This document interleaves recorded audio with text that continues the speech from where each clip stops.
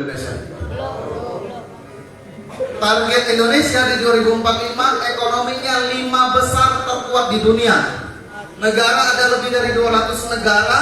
Kita bahkan maju pun sekarang belum. Kita masih masuk dalam kategori negara berkembang, betul? Maka itu butuh banget peran kontribusi teman-teman semua. Ya, adil belum bisa juga kita dikatakan sebagai negara yang adil. Seluruhnya merata, betul? Pendidikan belum merata, hukum belum merata. Ya, masih tajam ke bawah, tumpul ke atas. Ya, makmur apalagi masih banyak yang miskin, betul? Untuk itu perlu banget ada 4 tiang penyangga utama yang ingin ya diwujudkan, 4 pilar utama. Dan nomor 1 pembangunan SDM dan iptek. Ada banyak pembangunan ekonomi berkelanjutan, pemerataan pembangunan dan ketahanan nasional, kita kelola pemerintahan. Itu semua penting memang, tapi nomor 1 adalah SDM dan iptek. Setuju? Setuju. Negara yang sumber daya alamnya biasa-biasa aja, tapi kalau sumber daya manusianya luar biasa, insya Allah negara itu bisa jadi negara maju. Contoh Jepang, Korea Selatan, Singapura bisa jadi negara maju. Kenapa?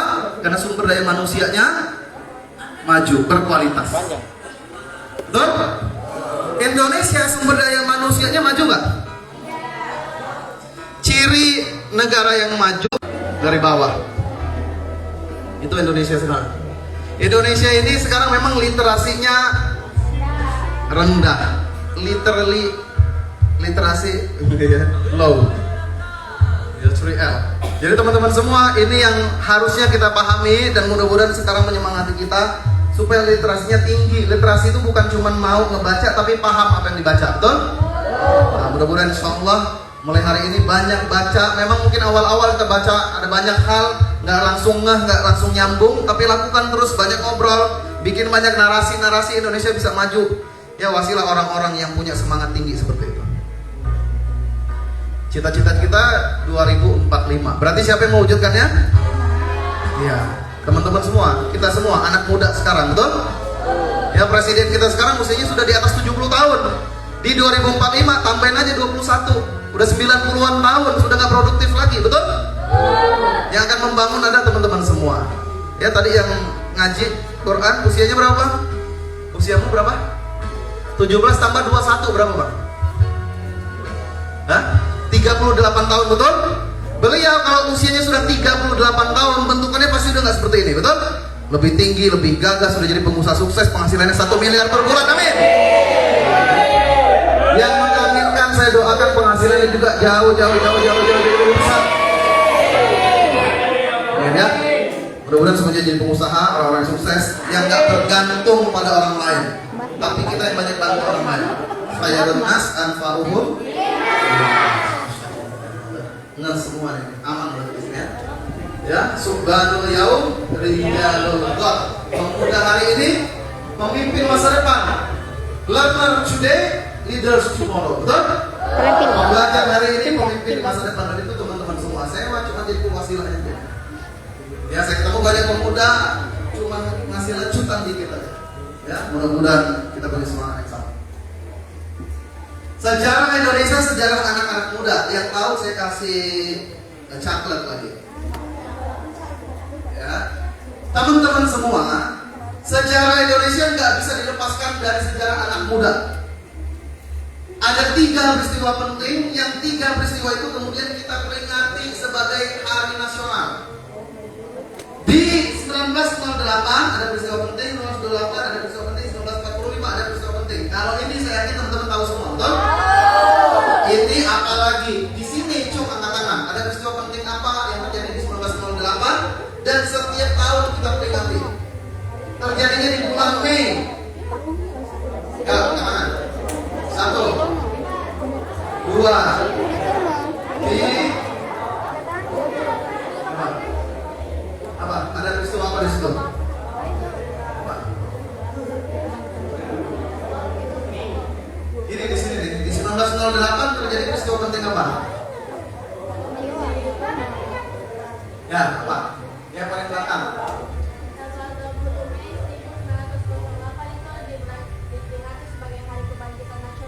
Nah, karena ada peristiwa apa di situ? Kira-kira apa? Udah bener loh, 20 Mei 1908. berdiri satu organisasi, nama organisasinya apa?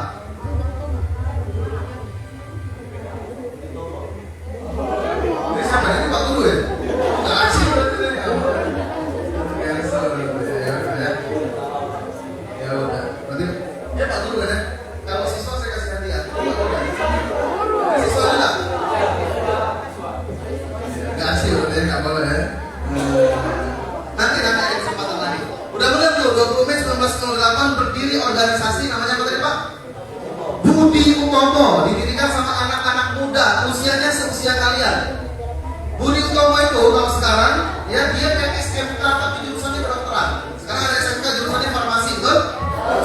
Ya, dulu ya, karena dari Belanda nama SMK-nya Stovia, pernah dengar? Ya, berdirinya di Jakarta, sekarang jadi Fakultas Kedokteran di UI. Namanya apa tadi? Stovia. Yang mendirikan anak-anak muda, Stovia mendirikan ya ada satu pelajar, beberapa pelajar mohon maaf. Jadi datang sebelumnya itu Dr. Wahidin Sudirosodo, ketemu dengan Dr. Sutomo dan teman-temannya, dimotivasi mereka buat Budi Utomo. Budi Utomo berdiri, kemudian berdiri juga organisasi yang lainnya.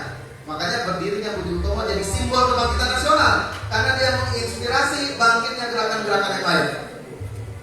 Oke? Jadi bicara kebangkitan nasional, bicara anak muda, betul? Bicara persatuan Indonesia, bicara anak muda, Sumpah Pemuda, 28 Oktober 1928. Bicara kemerdekaan Indonesia, bicara anak muda. Bicara reformasi di Indonesia, bicara anak muda. Semuanya tentang anak muda. Berarti nanti insya Allah 2045 juga bicara anak muda yang sekarang bergerak. Yang sekarang lagi sekolah di SMA Al-Falah artinya apa? Di kemenangan Indonesia mulai dari sini nanti, insya Allah, amin. Ya, pemuda tulang punggung peradaban. Semua peradaban-peradaban besar yang memikul peradaban ini pasti anak-anak muda. Rasulullah pernah menyampaikan dalam tafsir Ibnu Katsir. Ya, kata baginda Rasulullah, aku dakwahku dihinakan sama golongan tua dan didukung sama anak-anak muda. Betul? 10 sahabat yang dijamin masuk surga, 7 diantaranya usianya di bawah 30 tahun, 5 diantaranya berarti 50% usianya di bawah 20 tahun. Seusia teman-teman semua, belasan tahun. Itu dakwahnya Rasulullah. Ya, yang Rasul kirim jadi duta ke Madinah untuk berdakwah di sana, seorang pemuda namanya Mus'ab bin Umair. Pemuda yang ganteng, kaya raya, berlente, wangi, luar biasa. Idolanya gadis-gadis di Makkah. Ya, tapi kemudian dia tinggalkan dunianya, dia dakwah ke Madinah. Ya. Panglima perang pertama yang Rasulullah tunjuk sebelum beliau meninggal dunia adalah seorang pemuda berusia 17 tahun. Namanya Usamah bin Zaid. Semua tentang pemuda. Peradaban pemuda. Indonesia pemuda. Semua pemuda. Tapi di mana pemuda kita sekarang? Kita lihat pelajar Indonesia kebanyakan, bukan yang di sini, ya, di luar sana. Saya nggak ngomong di sini. Di sini keren-keren semua, insya Allah. Yang di luar sana ya. Kayak gini nih, yang di luar sana di sekolah dia malas belajar, di rumah apa lagi? Ada PR nggak pernah dikerjain. Dia buru-buru datang ke sekolah, minta lihat temennya udah yang ngerjain PR mana. Dan di luar sana, di sini enggak kan? Di sini mah hobinya belajar kan? Saya kak kalau sehari nggak belajar kak badan saya gatal-gatal. Saya belajar banget. Alergi kalau nggak belajar.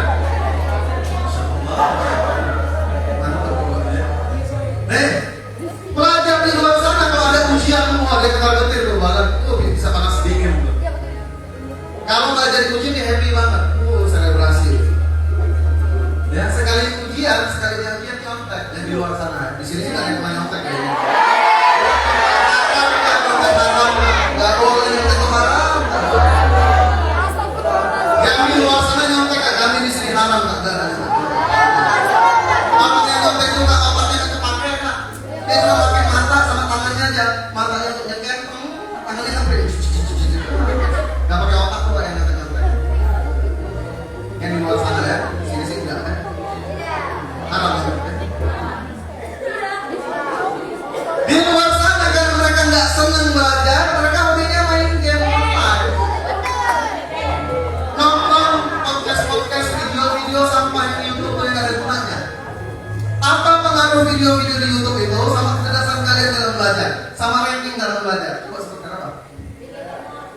Ada sih Kak beberapa, tapi kebanyakan sampah, betul? Untuk hiburan lucu-lucuan aja. Dan banyak yang kena dengan itu. Jadi banyak orang punya HP, dia dikendalin sama HP, bukan dia ngendalin HP. Itu musibah peradaban sekarang. Ya, makanya ada istilah generasi strawberry, ya, generasi baperan, generasi mageran, generasi rebahan, ya, karena dia dipengaruhi sama HP. Di HP itu sudah masuk. Ya. Nih, kalau yang cewek banyak yang dekat sama artis Korea. Kenalannya enggak, tapi dipanggil suami katanya. Ya. Jadi bukan konten. Ada di Banten. Saking dia mau konten, si anak ini kemudian tahu ya, yang nyetop truk. Jadi di jalan raya truknya masih jauh, dia stop begini. Nanti truknya kan ngerem. Itu di kontennya viral. Tapi ada juga yang viral gara-gara stop truk dan akhirnya meninggal. Viral juga ya. Ada gunanya juga. Ya, jadi teman-teman semua, tolong bedakan. Nasihat paling bijak untuk pemuda sekarang, tolong bedakan mana yang menikmati hari ini dan menghancurkan masa depan. Setuju? Hati-hati dengan apa yang kamu lakukan sekarang, karena harimu di saat ini menentukan masa depanmu. Masa depan itu buah apa yang kita lakukan di saat ini. Setuju? Ya. Jadi kalau kamu keras terhadap dirimu di masa muda, nanti dunia melunak terhadap dirimu di masa tua. Orang-orang yang menikmati kehidupannya di masa tua adalah orang-orang yang disiplin sekarang selagi muda. Yang mumpung masih muda, banyak-banyak belajar. Ya, banyak-banyak buat jejaring, banyak-banyak ngobrol, banyak ikut organisasi, buat gerakan-gerakan yang hebat. Jangan jadi pemuda yang mageran. Ya, nggak ada peradaban yang bisa terjadi dari pemuda yang bermalas-malasan. Begitu ya. Banyak-banyak pemuda yang insecure, overthinking, anxiety, dan akhirnya bunuh diri. Ya, pahlawan berjuang antara hidup dan mati. Prinsip merdeka, ya, prinsip mereka merdeka atau mati. Indonesia itu teman-teman semua, kemerdekaannya bukan dikasih hadiah sama Jepang. Beda sama Malaysia. Malaysia, Singapura itu merdeka kan dikasih hadiah. Indonesia enggak, kita merebut kemerdekaan. Ya, enggak sederhana perjuangan para pahlawan. Prinsip mereka merdeka atau mati. Sempat mau direbut ketika di Jogja. Ya, kita juga diserang lagi sama tentara Inggris. Tapi alhamdulillah bisa dipertahankan. Betul? Jadi para pahlawan itu seolah-olah sekarang sedang menitipkan negara ini kepada kita. Apa kata para pahlawan bangsa? Tadi masih dibaca kan? Aku titipkan bangsa ini kepada kalian. Apa kata anak-anak muda sekarang? Iya bang, lagi seru nih. Iya bang, taruh situ aja, tanggung nih lagi nyerang. Gitu ya, lagi asik dengan gamenya. Sama-sama berperang, cuma pahlawan dulu berperang di dunia nyata, anak-anak muda sekarang berperang di dunia. Ya kan, jadi bocil FF.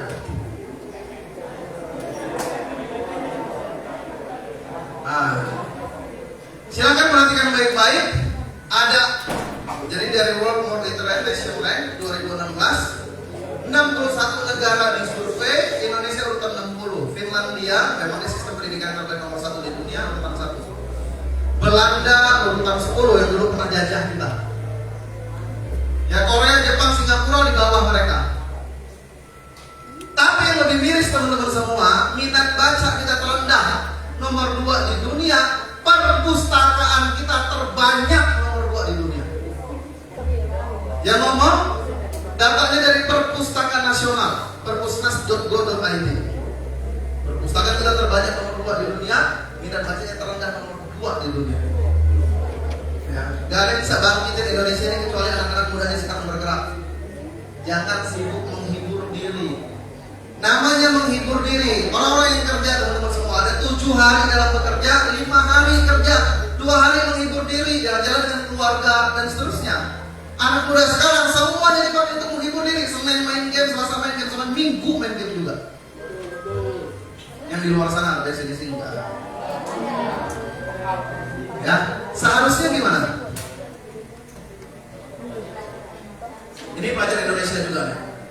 Siswa Madrasah Jepara juara Olimpiade Matematika Internasional. Ya, namanya Anissa Hayati, siswi kelas 10 MAN Umat Lebur Muda, berhasil menyabet 3 berat sekaligus, 2 medali emas kategori individu dan kelompok, 1 lagi the best overall pada ajang Singapore International Mathematics Olympiads Challenge. Ya, begitu. Jorsa dari Papua.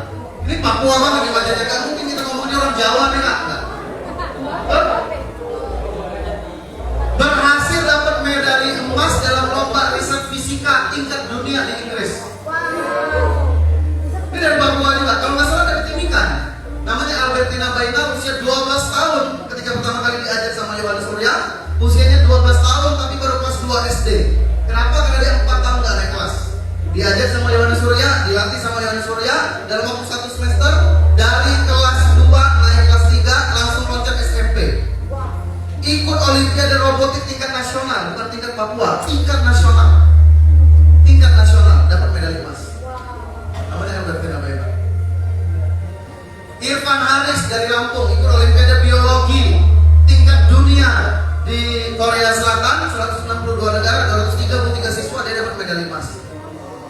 Ya kan? Masuk di Fakultas Kedokteran UGM, ikut Olimpiade, dapat medali emas dan juara umum. Nih, orang Indonesia terkenal di dunia. Siapa nih? Tahu? Kalian tahu orang ini? Pernah lihat nggak? Kalau Raffi Ahmad pernah lihat? Pak Im Wong tahu? Cuma nanya aja. Ini namanya teman-teman semua Joni Setiawan. Siapa dari Kak? Astronom Indonesia penemu 15 planet ekstra surya. Makalahnya dipresentasikan di 2008 bersama 5 orang peraih Nobel. Sampai sekarang Indonesia belum ada yang meraih Nobel. Habibie dapat penghargaan hampir setara dengan Nobel. Nobel Prize belum ada. Dia presentasi bersama 5 peraih Nobel. Namanya siapa? Siapa namanya? Joni Setiawan. Dia paling nanti kita bertanya. Siapa namanya? Pernah dengar nama ini sebelumnya? Kalau Joni Yes Papa pernah dengar? Eating sugar. Ini siapa namanya? Beliau ini dosen ITB, namanya Yogi Ahmad Erlangga, dosen teknik penerbangan ITB. Pemecah persamaan Herford. Persamaan ini sudah ditemukan 30 sejak lama, 30 tahun terakhir. Berusaha dipecahkan, gak ada yang bisa dia berhasil. Sempat diajak sama Inggrisnya jadi warga negara kami aja, karena pintar banget. Dia nggak mau, dia cinta Indonesia. Ya. Ini perempuan namanya Evi Kartini, ahli nuklir kaliber internasional. Di dunia ini ada 10 ahli nuklir. Salah satunya dari Indonesia, namanya Evi Kartini. Cewek perempuan, Besti. Nah, ini Besti, ini Besto ya. Besti and Besto gitu ya. Ini siapa nih? Hah? Ini siapa? Juara berapa dia? Juara 2. Ini?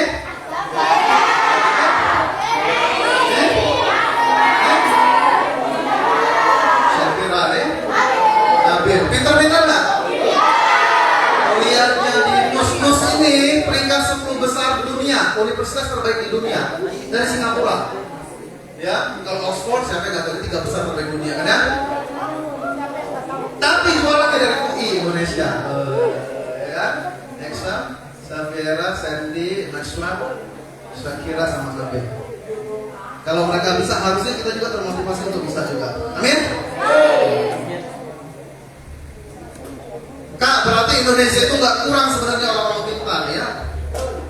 Ya, nggak kurang. Orang-orang pintarnya juga banyak. Cuma memang sayangnya sebagian besar nggak punya semangat yang sama dengan mereka. Betul? Ada banyak yang memilih hidupnya untuk biasa-biasa aja. Udahlah Kak, hidupnya bersyukur aja, santai seluruh. Yang penting lulus. Kuliah nggak apa-apa, tetap hidup aja kok. Ada yang mau menjalani hidupnya dengan biasa-biasa aja. Saran saya, hidup cuma sekali, jalani dengan penuh arti.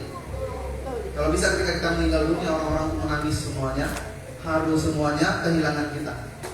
Karena ketika kita lahir ke dunia ini, teman-teman semua orang-orang tersenyum tertawa, betul? Jangan sampai nanti ketika kita meninggal dunia, orang-orang itu tersenyum tertawa lagi. Akhirnya, alhamdulillah,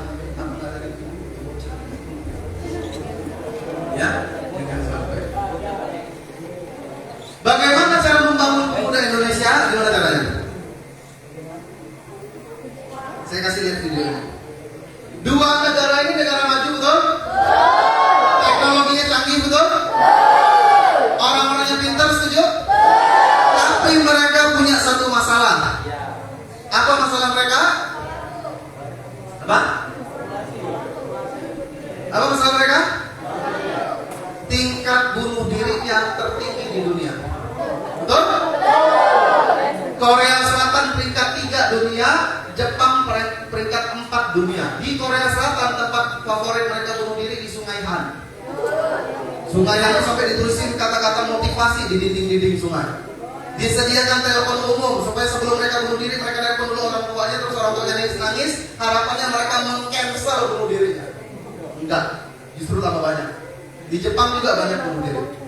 Artinya teman-teman semua, ternyata walaupun teknologi canggih, hiburannya ngeri luar biasa, terkenal mendunia hiburan mereka kan, Korean Wave dan seterusnya, musik-musiknya juga dahsyat, tapi ternyata nggak ada pengaruh sama kebahagiaan.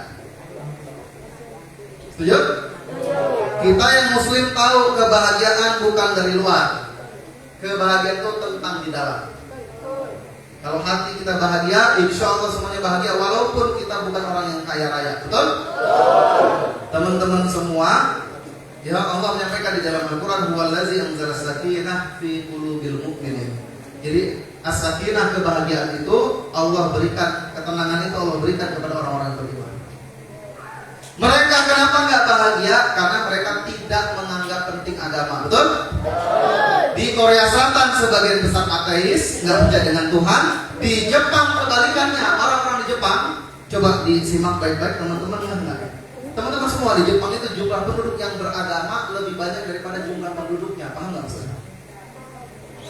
Jumlah penduduk yang beragama lebih banyak daripada jumlah penduduknya. Jadi kalau jumlah penduduknya 100, yang beragama 200. Kok bisa?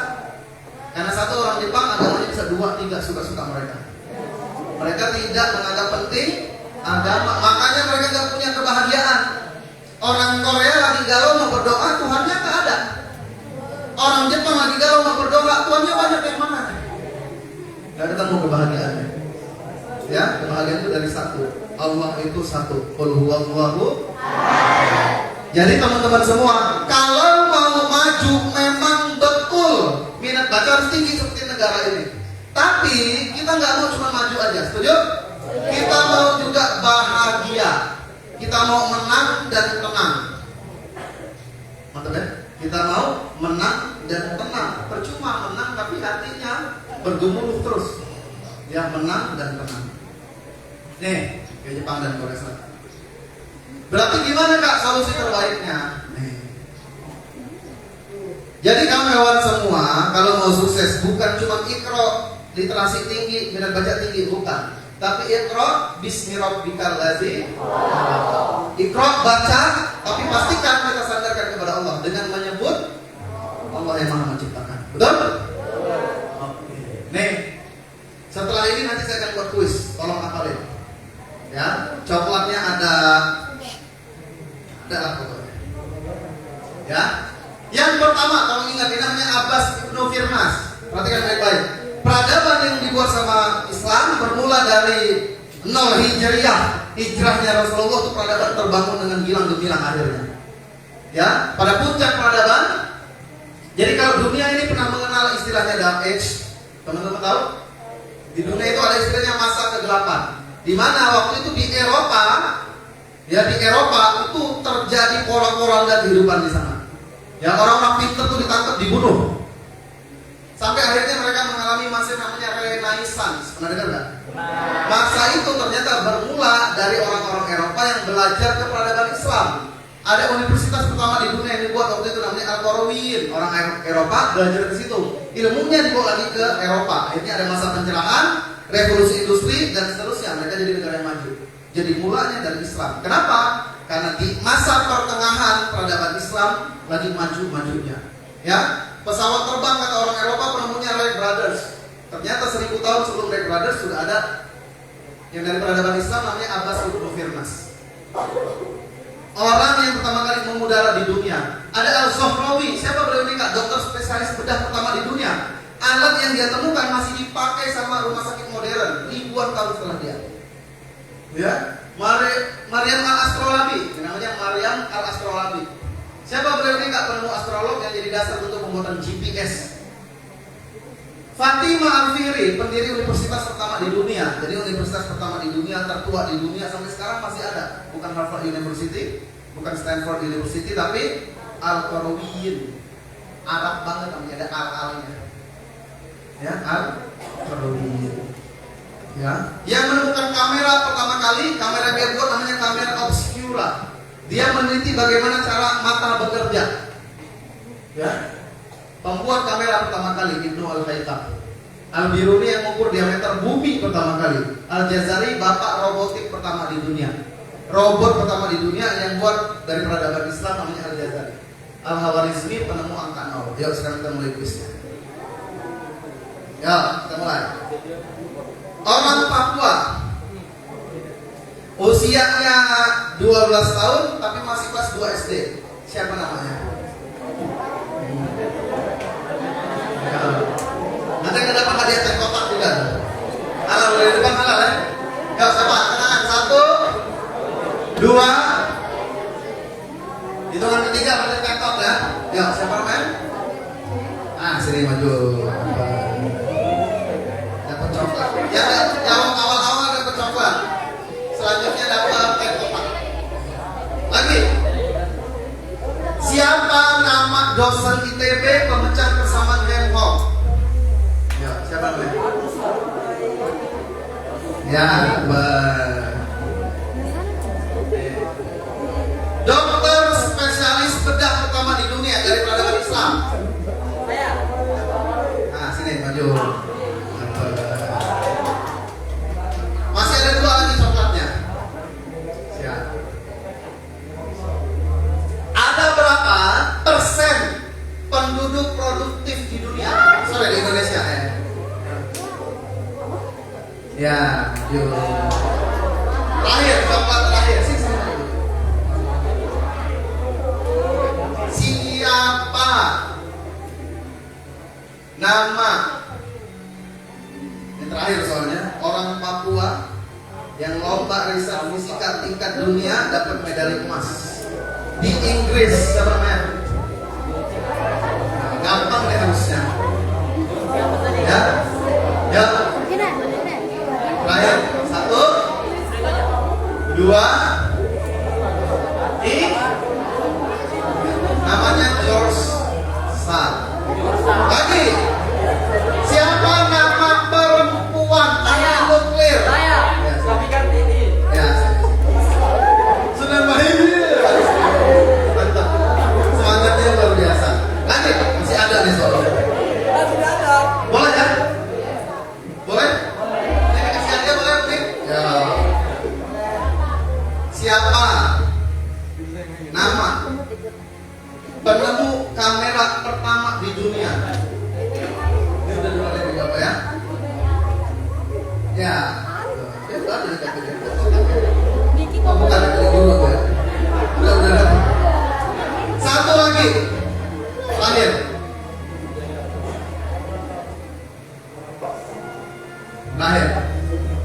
Target Indonesia di 2045 ekonominya berapa besar terkuat di dunia? Sudah ya. Berapa? Berapa besarnya? Alhamdulillah. Insya Allah ya. Iya. Ya semuanya insya Allah pada tahu. Insya Allah ini cuma tentang cepat-cepatan aja ya. Lanjut teman-teman semua. Jadi kalau mau bikin Indonesia ini maju dan berkah, bukan cuma maju. Maju kita sudah lihat Jepang dan Korea Selatan. Ternyata mohon maaf ya, kalau cuma maju aja ternyata enggak. Kita butuhnya maju dan bahagia, berkah. Gimana caranya? Ternyata sama founding father negara kita, pendiri bangsa ini sudah dikasih tahu nih. Kalau mau membangun negara, kita punya dasar negara namanya Pancasila. Sila pertama, ketuhanan yang Maha Esa. Membangun itu based on Qul huwallahu ahad. Ya, jadi kita bergerak ini karena bentuk penghambaan kita kepada Tuhan. Maka kalau kita bergerak untuk penghambaan kepada Tuhan, kepada Allah, Allah yang akan turun tangan bantuin kita. Setuju? Setuju. Nanti kita lihat bagaimana Allah turun tangan untuk Indonesia.